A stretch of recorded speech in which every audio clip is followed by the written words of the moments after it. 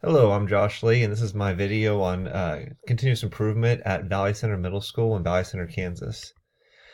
So the first question we ask when we're looking at continuous improvement is who are we now? And I'm focusing right now on the growth in the school district and specifically the growth and the challenges that come along with that. So I've got a couple of charts here.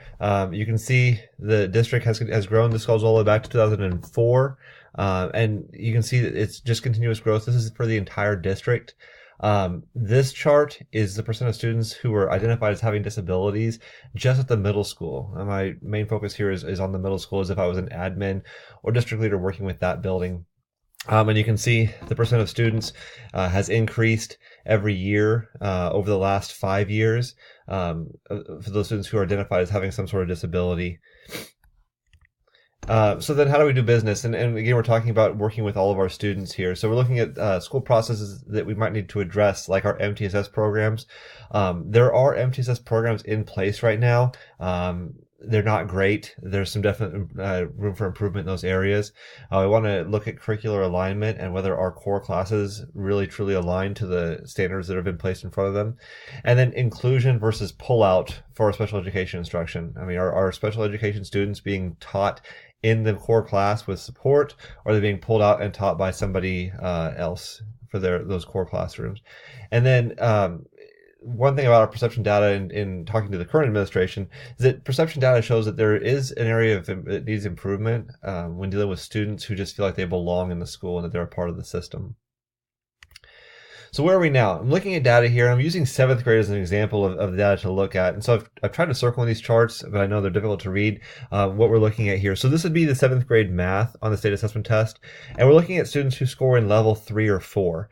Those would be their college and career ready, the ones who are at grade level. And so you can see this area. This is over 2017, 2018 for 7th grade math. This is the students in that same time period who are identified as having disabilities. They scored in the 3 and 4. You can see obviously much smaller. And we would expect some difference in some a smaller group of students scoring at grade level in your students with disabilities. But this is a pretty dramatic drop to have from here with your general population and then here with your overall students. And neither of these are really at state averages anyway. I pulled up the ELA as well, so our language arts stuff. Again, this is separated, but this is the 17 and 18 for the building data, and this is our students with disabilities over that same time period. So obviously massive gaps in ability level between the achievement of students who have disabilities and our general population of students. So why do we exist? I looked at the mission statement for Valley Center, and we have the mission: the staff and students will develop the knowledge, skills, and character necessary for current and future success. And then a statement where we say we want to be a premier school district known for excellence in education, innovative instruction, outstanding programs, and dedication to students. I think that last piece is huge. If we have dedication to students, we want to make sure that means all of our students. And so we want to make sure that we close as many gaps as we can, no matter what the subgroup is that we're looking at. Where do we want to be? Valley Center has a hashtag VC Vision 2020, which is kind of the plan going forward for the district. This is based on 3 themes, and the themes basically deal with student performance, developing the staff, and then keeping the facilities up to date or improving them where needed. Each of those themes is divided up further into goals and objectives that would help to meet those themes. Obviously, 2020 is very quickly approaching, so it's time to look at some new things, but this gives us a guideline of where we want to be going forward and the things we want to focus on. So where are the gaps? And because I've already shown some gaps in the 7th grade data, I pulled up an 8th grade data piece to look at gaps here too. And what you're looking at here, this would be your language arts area, these 3 bars, and these 3 bars are your math area. And you've got state average, student performance, VCMS, our entire district or our entire student population in ELA, it's pretty close to state average, a little bit below, and then our students with disabilities quite a bit lower. This is on the math for 8th grade, state average, VCMS entire population, obviously lower than the state average, and our VCMS students with disabilities, very low. And I do want to make a point here that one, like I've said, we know that our students with disabilities are going to struggle a little bit more, and so there may be some gap there.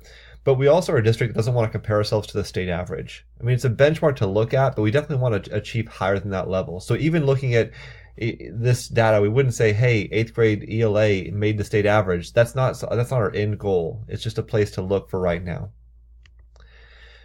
Now, how can we get to where we want to be? So when Valley Center set up the Vision 2020,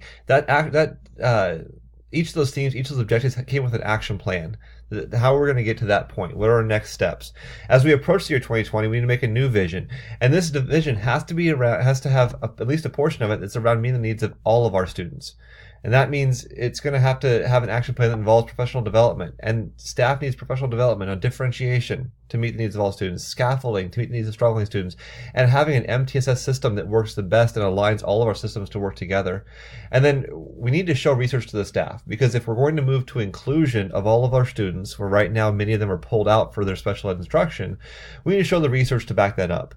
You're going to be hard pressed to find research that says that separating students is a good idea. We can find a lot that shows that inclusion is the way to go, and we need to make sure that staff knows that, so they understand there's a reason behind what we're doing to meet the needs of our kids. Now, how are we going to implement? First of all, we're going to develop with our staff an all means all mentality, and that means that we're including students in the core classrooms. When we look at all of our data, all means all of our students are together.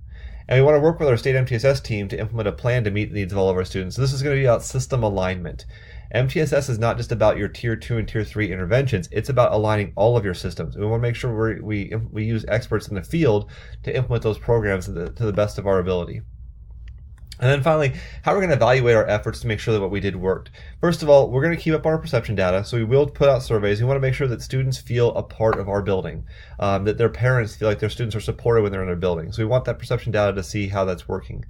We're going to keep track of our Kansas State assessment scores. We know that one test one day is not necessarily the end-all be-all of education, but it's how stuff get judged. That's the data that goes out to the newspaper. It's all over the place. It's on your state report cards. So we do want to have that be something we look at. And we want to especially look at the gaps between our subgroup scores and our main population scores. As these students move from Valley Center Middle School into the high school, we do want to track ACT averages. The state's put an emphasis on the ACT at this point, and that they're funding for all students to take that test. So we're going to have different sets of data with those ACT scores, and we want to make sure that our students are meeting their goals on the ACT, because that's an important test. And finally, we want to look at post-secondary success. We want to build students in our building who go on to do great things.